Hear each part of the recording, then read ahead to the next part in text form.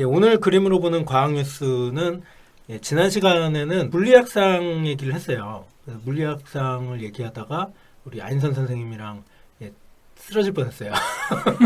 왜요? 예, 그 노벨상의 그 내용을 조금 핥아보기라도 하자라고 들어갔다가 네. 예, 거의 뭐 그 주화 인마에 빠져서 진짜 네. 블랙홀에 빠지셨다. 아, 진짜 블랙홀에 빠졌다가 헤어나오느라고.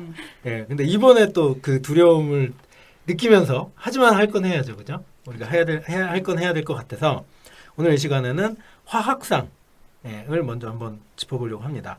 그래서 지난 10월 7일 노벨 화학상 수상자가 발표됐는데 이건 뭐 단어는 실은 이거 과학에서 관심 있어서 들으시는 분들은 다 들어보셨을 크리스퍼 유전자 가위를 발견한 두 명의 교수님이네요. 네, 두 명의 교수님이 수상을 하시게 됐어요. 그래서 한 분은 에마니엘 샤르팡티에 교수님이 막스 플랑크 연구소 독일의 교수님이 받으셨고 두 번째로는 제니퍼 나우드나라는 미국 버클리 캘리포니아대 교수님이 수상하셨습니다. 그래서 이 두 분이 크리스퍼 유전자 가위 발견에 되게 지대한 공헌을 했다고 그게 인정받아서 받으셨다는 게 결국은 뭐 뉴스의 전부예요. 이제 끝났나요? 네. 질문해 주세요. 왜 질문하기가 두렵지? 원래 그런 거 있잖아요. 질문을 할 때는 어느 정도 질문을 잘해야 답도 잘 나오잖아요. 근데 그래서 어쨌든 여쭤보고 싶은 거는 그거예요.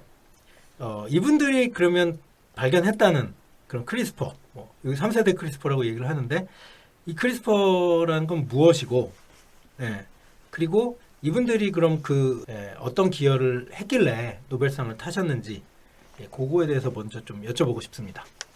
네, 김선자 연구사입니다. 네, 우선 크리스퍼가 뭔지부터 좀 발견을 하게 된 스토리를 좀 이야기를 먼저 드리겠습니다.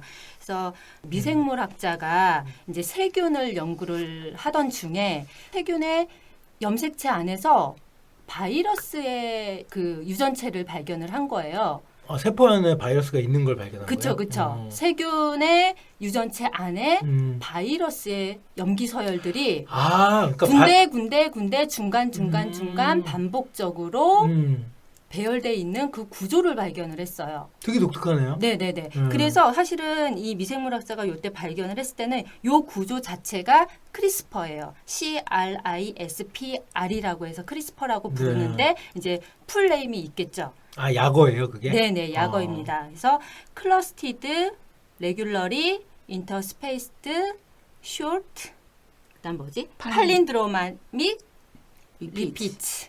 그래서 그렇게 요거를 말씀하셔도 좀 아무도 몰라요. 네, 요거를 좀 쉽게 설명을 하면 일정 간격을 두고 반복 배열되는 짧은 구조의 어떤 회문 구조. 회문이라는 거는 앞에서 읽든 뒤에서 읽든 똑같은, 예를 들면 왜 마담 같은 경우도 앞으로 읽거나 끝에서부터 읽어도 마담이잖아요. 그런 회문 구조, 짧은 회문 구조를 가지는 어떤 집합체가 있다라는 거를 알게 된 거죠. 네네. 그러니까 그 요거 전체가. 그래서 중간 바이러스의 유전체들이 중간 반복적으로 규칙적으로 배열돼 있다라는 거를 이제 미생물학자가 발견을 했어요. 그래서 이 미생물학자가 이 구조를 크리스퍼라고 명명을 했어요. 근데 이거의 기능에 대해서는 전혀 몰랐어요. 그냥 그죠. 과학자들은 발견만 딱 해도. 요 구조 크리스퍼라는 구조 자체만 이런 특이한 구조가 신기하다. 있다. 웬 바이러스 구조가 세균 염색 그 유전체 내에 그렇게 있지? 그 정도만 우선 발견을 했고 그게 이제 크리스퍼고 그다음에 크리스퍼의 기능을 이제 밝힌 사람이 그러니까 2007년도에 이게 이제 연구실이 아니고 요구르트 회사. 요구르트요? 요구르트 회사에서 이 크리스퍼의 기능을 규명을 했어요. 어떻게 했냐면 요구르트를 발효를 시키려면 이제 유산균이 필요하잖아요. 그렇죠. 네. 근데 유산균인데 당연히 바이러스에 침입 받으면 당연히 치명적이겠죠. 그러겠네요. 그럼 유산균으로서의 그러니까 발효를 못 하게 되는 거죠. 근데 바이러스가 침입을 했는데도 전혀 신나게 기능을 하는 거예요. 네, 어떤 내성을 가지는 어떤 현상을 보이는 거예요. 그래서 이 내성을 보이는 이 현상이 무엇일까 하고서 보니까 후천 면역, 어떤 면역 시스템이 항원에 대해서 어떤 면역 시스템이 작용을 했다라고 저 예전에 항원왕 거죠. 때 얘기했었잖아요. 빙고. 네. 네. 그거예요. 한 번 들어온 바이러스의 유전자를 잘라서 자기가 보관을 하고 있다가 블랙리스트를 갖고 있는 거예요. 그러다가 같은 이제 바이러스가 들어오면 네. 거기에 관해서 그 염기 서열을 네. 잘라내는 카스 효소를 바로 방출을 해버리는 거예요. 아, 그 그래서 세균은 그런 기능이 있는. 이 박테리아는 그런 거지. 아, 그러니까 이거는 항체 생성이 아니라. 항체가 아니라 그- 이제 면역에 관련돼 가지고 그러니까 그 이전에 이제 그 감염이 된 거를 기억을 하고 있다가 똑같은 게 비슷한 들어오면 유전자 서열이 들어오면 그걸 제한 잘라내버리는. 요소를 방출을 해서 네. 그 유전 염기 서열을 디텍트를 해서 그 부분만 잘라버리면 바이러스가 이제 활동을 못 하니까 그래서 살아남는 거죠. 그 최초에 그러니까 자연적인 크리스퍼가 했던 기능은 음. 유산균이라는 것에서 외부에서 침입자가 들어왔을 때 그 침입자가 갖고 있는 코드를 읽어가지고 같은 게 나왔을 때 공격해가지고 잘라내버리기 위한 네. 파괴하기 위한 목적이 크리스퍼의 최초의 원래 자연적인 기능이었다. 그쵸. 아, 네네. 재밌네요. 그러니까 그거를- 세균의 면역 시스템을 네. 이용을 한 게 이제 크리스퍼라는 거죠. 크리스퍼 유전자라는 거죠. 크리스퍼 그러니까 유전자 가위라는 거죠. 세균의 면역 시스템에 포함되어 있던. 네, 네. 네, 포함되어 있던. 음. 네, 그 기능이 크리스퍼 기능이었다. 그 네, 이전에는 요 크리스퍼가 그 반복되는 염기 서열을 가진 구조라는 것만 이제 1980년도 프란시스코 모지카가 알고 발표를 했는데 그 이후에 이제 필립 호바스라는 사람이 프랑스 요구르트 저산 연구자인 그 사람이 아 요게 바이러스가 가지고 있는 면역 시스템의 일부구나 그거를 규명을 하면서 요 면역에 강요된 그 바이러스는 그 세균은 바이러스에 대항해서 카스9 유전자를 효소를 만들어내는구나. 카스9 효소를 네. 내는구나 네, 라는 그래서- 거를 밝혀낸 거예요. 네, 그래서 지금 요 크리스퍼 유전자를 명명하는 게 음. 크리스퍼 카스9이라고 부르게 된 이유가 그거예요. 아, 크리스퍼는 단순한 회문 구조를 이야기하는 거고 네. 회문 구조를 갖는 집합체. 염기서열의 네네. 집합체를 의미하는 그렇죠. 거고 카스9이라는 거는 음. 그 유전자 가위 저기 진짜 효소를 의미하는 잘라주는 거예요. 네, 제한 요소. 제한 요소. 그래서 요번에 네. 노벨상 받은 두 네. 명의 과학자가 2012년도에 네. 그러면 그러니까 세균의 예. 이런 면역 시스템이 예. 도대체 어떤 기작을 통해서 어떤 메커니즘으로 작용을 하는지.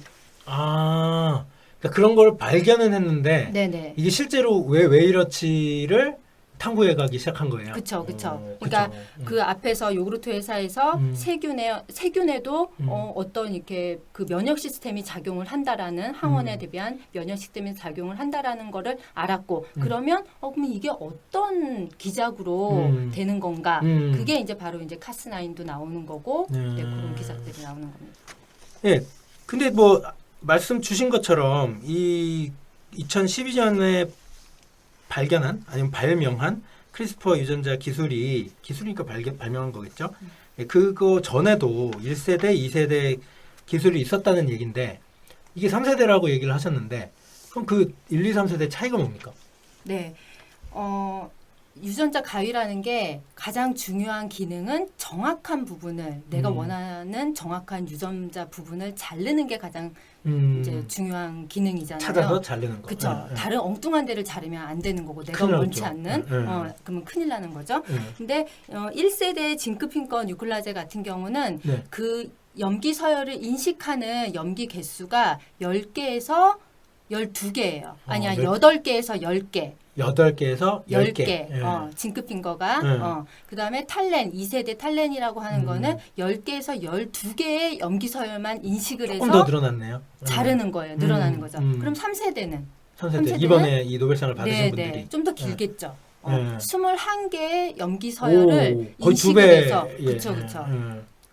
뭐 숫자상으로는 2배지만 네. 이게 이제 정확한 위치를 잘라내는 거를 확률적으로 계산을 하면 네.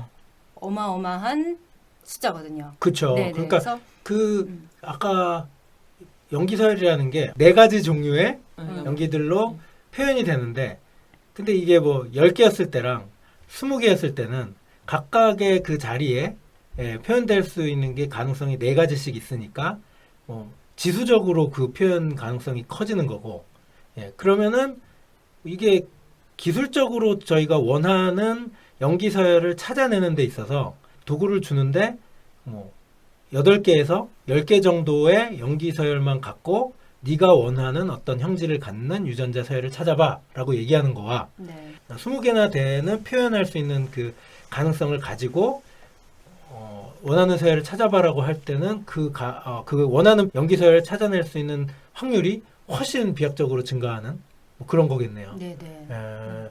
그래서 실은 노벨상이 1, 2세대한테는 노벨상이 안 간 거죠. 네, 1, 2세대는 와. 없었고 사실은 그 전에 제한 요소라는 게 있긴 있었어요. 네. 그게 76년도에 음. 노벨상을 받았죠.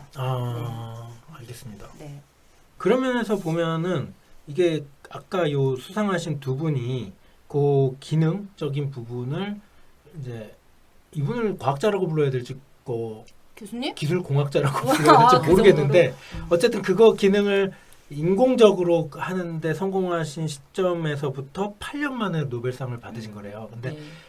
지난번 물리학상도 얘기를 했는데 그 물리학상도 우리 은하계 중심부에 있는 블랙홀을 15년 이상 관측을 해서 그리고 받으신 분의 나이가 뭐 80이 넘으셨고 막 이르거든요. 보통 노벨상 그렇게 나오잖아요. 그렇죠.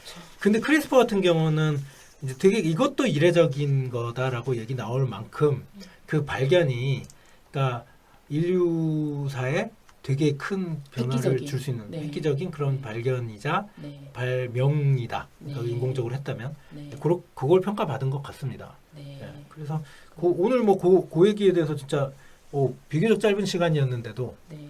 예, 되게 설명을 짜릿하게 잘해주셔가지고 들으시는 분들이 되게 즐겁게 잘 들으셨을 거라고 믿고 예, 그리고 오늘 나와주셔서 너무 감사합니다. 네. 네, 네. 감사합니다. 편집 네. 잘해주세요. 네, 노벨 감사합니다. 생리학상으로 또 예, 찾아뵙겠습니다. 다음 시간에 노벨 생리학상으로 찾아뵙겠습니다. 감사합니다. 네, 감사합니다. 네. 안녕하세요.